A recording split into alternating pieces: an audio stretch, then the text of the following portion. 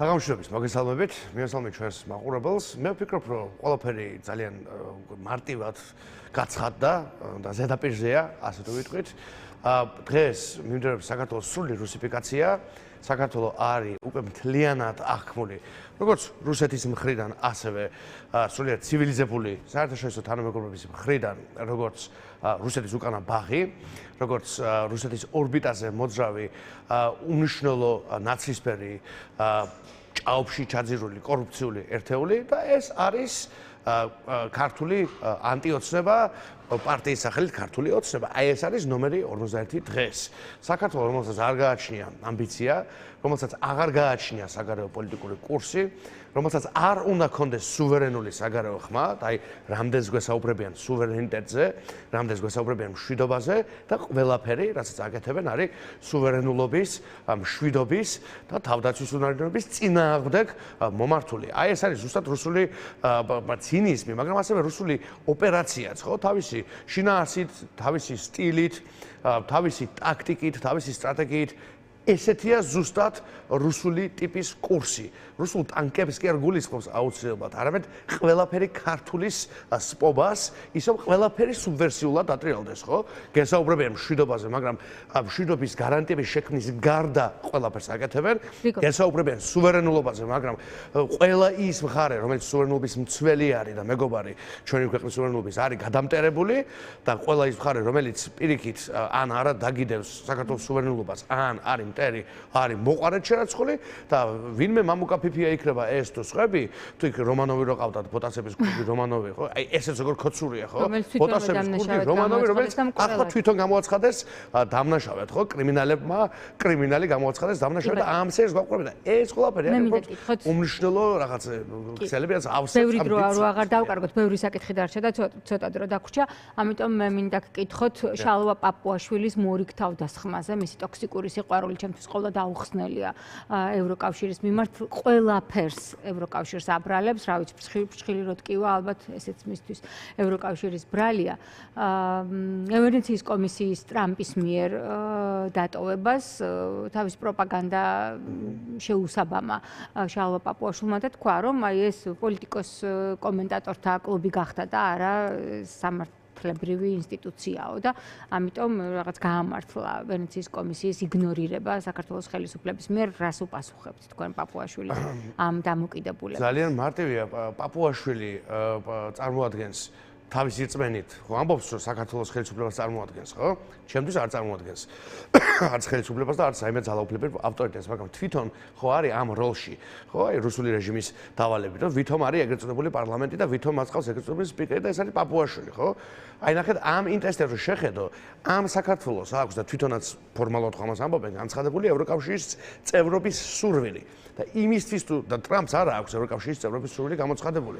ამიტომ ტრამპს შეუძლია გააკეთოს ის, რაც მას სურს. წერტილი ძალიან მარტივია და ამ სახელმწიფოს და მათ შორის ამ რეჟიმს ფორმალურად, რა თქმა უნდა ფორმალურად, მაგრამ მაინც აქვს გამოცხადებული ევროპული კავშირის წევრობის სურვილი. თუმცა დღეს თქვა, რომ სინამდვილეში ევროკავშირის გაწევრიანების წევრობას და მისი დასკვნების შესრულებას. აი ეს არის ლოგიკა. ამიტომ პაპუაშვილი ასე ამბობს, არის სისულელე. თუმცა დღეს თქვა, პირდაპირ თქვა, რომ სინამდვილეში ევროკავშირში გაწევრიანების მოლაპარაკებები არ არსებობს. ეს პაპუაშვილის ციტატაა.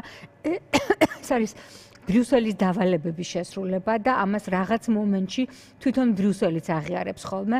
მოლაპარაკებების დარქმევა ამაზე არის აბსოლუტური ფარსი და ამის წარმოჩენა თითქოს ეს არის რაღაც ორმხრივი პროცესი. სინამდვილეში ეს არის ცალმხრივად დავალებების მიცემაო. ამას ამბობს კაცი, რომელიც 17 წელი გერმანულ ორგანიზაციაში მუშაობდა და ამაყობს იმით, რომ გერმანიაში სწავლობდა და არ ვიცი, მე არ ვიცი რა დაუშავა მართლა ევროპამ ასეთი ან პაპუაშვილს ან კობახიძეს ან დანარჩენებს, რომ ისინი ასე მკვეთრი ანტიდასავლური რიტორიკით, ანტიევროკავშირის პოლიტიკით გამოირჩევიან ჩვენს ქვეყანაში. ხო, დავიწყოთ იმით პირველ რიგში, რომ ნამდვილად ევროკავშირის მოლაპარაკებები არ არსებობს, როგორც არ არსებობს, იმიტომ რომ პაპუაშვილი და კობახიძე არსებობენ პოლიტიკურ ასპარეზზე, ძალიან მარტივად.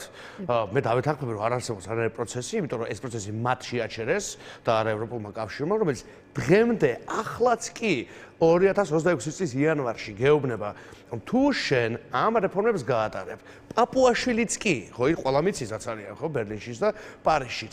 პაპუაშვილმაც კი რომ გაატაროს ახლა ეს რეფორმები მასაც კი გაუხსნიან მისი მეთაურობითაც კი გაუხსნიან დე ფაქტო რეჟიმში თუნდაც საქართველოს კარს, იმიტომ რომ გეოპოლიტიკურად მნიშვნელოვანი ამბავია. ფაქტობრივად არც კი გვიხურავენ ჯერჯერობით. ხო, რატო არ გვიხურავენ? რატო არ გვიხურავენ? იმიტომ რომ მათი არსებობის პირობებშიც კი, იმიტომ რომ ეს არის გეოპოლიტიკურად მნიშვნელოვანი ამბავი, იმიტომ რომ რამ გახსნა ეს კარი?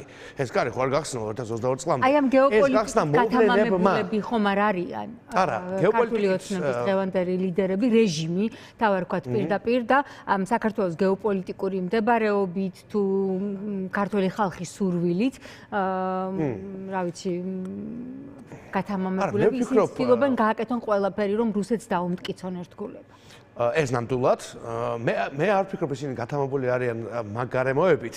გათამამებული იქნება და კარგი ხელისუფლება ახლა იმ გაგებით, რომ ამ გეოპოლიტიკურ მომენტს გამოიყენებდა არა მარტო რუსეთ-უკრაინის დინამიკას, არამედ რეგიონალურ დინამიკას, სომხეთსა და აზერბაიჯანს შორის, რაც ხდება, აი როგორ შეიძლება, რომ მშვიდობაზე ლაპარაკობდე, შენგან სამხრეთით 4 აწლილოვანი კონფლიქტი და კიდევ მეტი პრინციპში უფრო ფართო საფუძვლების მქონე კონფლიქტი სრულდებოდეს, ტრამპის გზა ერქვას სამშვიდობო მოცემულობას და შენ არც კი გელაპარაკებოდნენ შენგან 2 საათის გზაზე ხდება ეს. მე მგონია რომ 2022 წელმა რომელმაც ერთი მხრივ გახსნა კარი ჩვენთვის, ქართველებისთვის, მეორე მხრივ დააჩქარა მათი, ანუ რუსების, ანუ კობახიძის და პაპუაშვილის ლუსტრირება და დააჩქარა მათ მიერ გატარებული ავტოკრატიული კურსიც. იმიტომ რომ 2022 წელი ერთგვარი ლაკმუსის ქაღალდი გახდა, ვინ საით დადგა აი ამ ძალიან დიდ ახალი არქიტექტურის შექმნის პროცესში არსებულ გზაზე, ხო? ზოგი დადგა ნათელ მხარეს, ზოგი დადგა ბნელ მხარეს და ჩვენ გვახსოვს ძალიან კარგად სად დადგა ქართული ოცნება. ეს არის რეჟიმი, რომელიც ელოდა კიევის ერთ კვირაში დაცემას. ეს იყო მათი პირველადი მოლოდინი და არქიტექტურა და სურვილიც, დიახ და აი ჩვენ ვხედავთ შემთხვევით არ არის კობახიძე ერთხელ 59 ჯერ დაესხათავს უკრაინას, ამასაც დავამატებ, 59 ჯერ წარმოიდგინეთ და ამავე დროს სულ რაღაც 9 ჯერ ახსენა იმავე წელს ერთ-ერთ გამოცემას თუ სწორად მახსოვს პუბლიკას ჰქონდა დათვლილი. 9 ჯერ ახსენა საერთოდ რუსეთი და 59 ჯერ დაესხათავს უკრაინას. ამიტომ ესენი დაჩქარდნენ საკუთარ რუსობაში და საკუთარ ავტოკრატობაში. ახლა ძალიან საინტერესო იყო პაპუაშვილის ვრცელი კომენტარის ფონზე ვენესუელას ამბავს მოზრდილი ტექსტი უძღვნა, მაგრამ ხელისუფლებამ არც ერთხელ არ ახსენა შეერთებული შტატები და არც ერთხელ არ ახსენა ვენესუელა და მადურო როგორც რუსეთის მოკავშირე, მაშინ როცა მათ და ჩვენ ქვეყანას ახლა მიეცა შანსი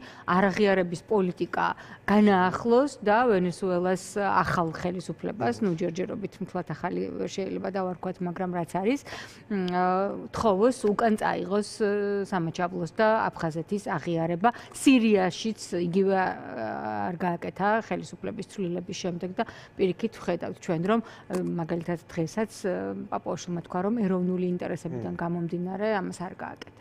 აი, სირიის მაგალითი უნდა მომიყვანა მეც, იმიტომ სირიის მაგალითი ძალიან კარგად აჩვენებს, რომ ისეთ ვითარებაშიც კი, სადაც მათ შორის პოლიტიკური დასავლეთისთვის მისაღები კონფიგურაცია დაჯდა, ხო? ერთ დროს ტერორისტად შერაცხული და დევნილი პირი, ახლა არის ლეგიტიმური პირველი პირი, რომელსაც იღებენ დასავლეთში, რომელსაც ესაუბრებიან, ვისაც კავშირს და პარტნიორს ამყარებენ, სანქციებს უხსნიან და ბოლოს ამერიკის შეერთებული შტატების პრეზიდენტი ხელს ართმევს და ოვალურ კაბინეტშიც მიიწვია, კი ბატონო. და აი ასეთ ვითარებაშიც კი სადაც არ იყო ხო ვთქვათ კითხვები სუვერენულობაზე, არ იყო სპეცოპერაცია, სულ სხვა რაღაც მოხდა. ასეთ ვითარებაშიც კი და რა არის ამაზე უფრო კარგი ლაკმუსის ქაღალდი და ამაზე მეტი ილუსტრება რა არის. ასეთ ვითარებაშიც კი პირველივე თვითმფრენს ასე იგი გავყვებოდი სირიის მიმართულებით, ხო როცა ეს მოხდა, მე რომ ყოფილიყავი საქართველოს მმართველი გუნდის წევრი, პირველივეს. მაკა ბოჭორიშვილის პასუხი იყო ასეთი აკვირდება მოვლენებს. ხო, აი მაკა ბოჭორიშვილი აკვირდება მოვლენებს, სადაც კაპუჩინოს სტრუპვისას, ხო, აი მაკა ბოჭორიშვილი არავის არ აინტერესებს ისე სწრაფად მიდის მოვლენები. მაგრამ მაკა ბოჭორიშვილი რამეს კი არ აკვირდება, მაკა ბოჭორიშვილს უფლება არა აქვს ან აზრი კონდეს, ან რამეს დააკვირდეს. მაკა ბოჭორიშვილს კი არა, მის პრემიერ-მინისტრს ეგრეთ წოდებულს აქვს თუ არა რაიმეს უფლება, ეგეც გამოსარკვევია. მაკა ბოჭორიშვილი საერთოდ ვინ არის ამ მოძებნობაში? არავინ და აი ამ გეოპოლიტიკურ სურათს უყურებ, რომელშიც ძალიან დიდი ტექტონური ძვრები ხდება. საერთოდ ახალი სოფლიო იბადება ბევრი თვალსაზრისით და აქ მე არ მაქვს საუბარი მხოლოდ იმაზე, რომ ამერიკის შეერთებულმა შტატებმა გარკვეულწილად შეცვალა ხო ამ ეტაპისთვის საკუთარი კონსულში ამ ადმინისტრაციის ამ ეტაპისთვის ხო მე არ ვიცი რა იქნება და 2028 წელსაც არ ვიცი რა იქნება მაგრამ ამ მომენტისთვის ახალი ტიპის კურსი აქვს ხო ეს ერთი ხედავთ ირანში ძალიან საინტერესო მოვლენებს სამხრეთ კავკასიას არ ვახსენებ ხო საერთოდ ხო ევროპული კავშირი ძალიან ახლებურ ფაზაშია შესული საკუთარი უსაფრთხოების და საკუთარი როლის თუმცა პაპუაშვილმა მაგაზე ძალიან საინტერესო არცად გრიგოლ აი ეგ მინდოდა აი მაკა პოჭრაშვილის ზის და რაღაცას აკვირდება თურმე არა პაპუაშვილს მინდა რომ დაუბრუნდე ევროკავშირი როგორც მსოფლიო გეოპოლიტიკური მოთამაშე აღარ არსებობს პაპუაშვილი ამბობს იმ ფონზე რასაც ჩვენ ვხედავთ და მით უმეტეს ეს თქვა მაშინ როცა პარიზში მიმდინარეობდა მსურველთა კოალიციის შეხვედრა და უკრაინისთვის ახალი უსაფრთხოების გარანტიების გადაწყვეტა. რა თქმა უნდა, ჯერეთი ეგ და მან ძალიან კარგად უნდა იცოდეს ეს ყველაფერი. და თუ არ არსებობს ასე ძალიან რატო წუხს ბატონი ეგრეთ წოდებული სპიკერი, ხო? ყოველ დღე საათებს უთმობს ევროპულ კავშირზე საუბარს და თუ არც გეოპოლიტიკურად მნიშვნელოვანი არ არის, არც ღირებულებითად და არც სხვაგვარად. რატომ ახსნა? მე გეტყვით რატომ წუხს? იმიტომ რომ მას აქვს პირდაპირი დავალება, კამპანიური დავალება, რომ ევროპული კავშირის იდეა იქნას დემონიზებული შემდგომად კიდევ დამატებით, მას აქვს დავალება რომ ეს ყველაფერი მიიყვანოს ნეიტრალიტეტის გამოცხადებამდე და უვიზო რეჟიმის ან რეალურად გაუქმებამდე ან საქმის იქამდე მიყვანამდე რომ უვიზო რეჟიმი ჩამოგვერთვას, მას აქვს დავალება რომ ეს ქვეყანა ბოლომდე იქნას ჩარაზული და ბოლომდე გადაიქცეს აი მისნაირი კორუმპირებული ადამიანების საძოვარად, სადაც ქართველი ადამიანი იქნება დამშეული, გაღატაკებული პერსპექტივის გარეშე, სადაც კიდევ უფრო მეტი ქართველი დატოვებს ამ ქვეყანას და სხვადასხვა ერები და სხვადასხვა ეთნოსები შეავსებენ ამ ქვეყანას. მე ხა ეთნიკური ნაციონალიზმი არ მახასიათებს, მაგრამ სამოქალაქო ნაციონალიზმი მახასიათებს, დიდი სიამაყით ვიტყვი.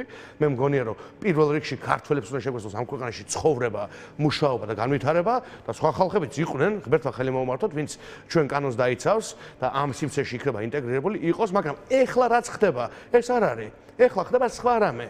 ეხლა ხდება ქართველების ჩანაცვლება სხვა ხალხებით.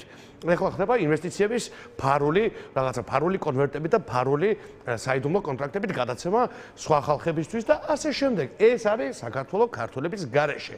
რა შევხედოთ დემოგრაფიულ მაჩვენებლებს არის კატასტროფა, რა შევხედოთ ემიგრაციის მაჩვენებლებს არის კატასტროფა, რა შევხედოთ ეკონომიკა რითი უნდა განვითარდეს საერთოდ და ფასები ეხლა რო გაახსენდა წინა საახალწლოდ.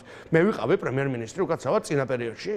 მე ვიყავი სპიკერი იქამდე და უმრავლესობის ლიდერი, ჩემი გუნდი მართავდა, თუ ეს გუნდი მართავდა. ვინ გამოიწვია ეს ფასები? ვინ გამოიწვია ინფლაცია? ვის გამო არის იმპორტ-ექსპორტის ურთიერთმიმართება ასეთი ავადმყოფური, სხვა სიტყვამას არ აღწევს, ხო? მილიონობით მარტო რაღაც კითხს და პამიდორს და რაღაცა ელემენტარულ სანოვაგეს უკეთო. გეორგია გვიწოდეს მიწათ მოქმედების გამო, გამომდინარე და ფასებიც დაიცავს როგორც და პრობლემა ირანული კიტრი მართლა პრობლემაა ძალიან დიდი, ხო? მწვანილიო შემოგვაქვს პრობლემა და ეხლა გამოდიან და აი მამუკა მდინარაძემ და ვინც არიან კიდე ირაკლი მათ შორის მაკა პოჭრაშვილიც არის კარგია იმიტომ აი გეოპოლიტიკური ფიქრის პარალელად საქმე მიეცა კიდევ და ფასებიც მადლობა დაკვირვების პარალელად ფასებსაც დააკვირდებიან რომელიც თავად არ აწუხებთ მაღალი ხელფასების და შემოსავლების გამო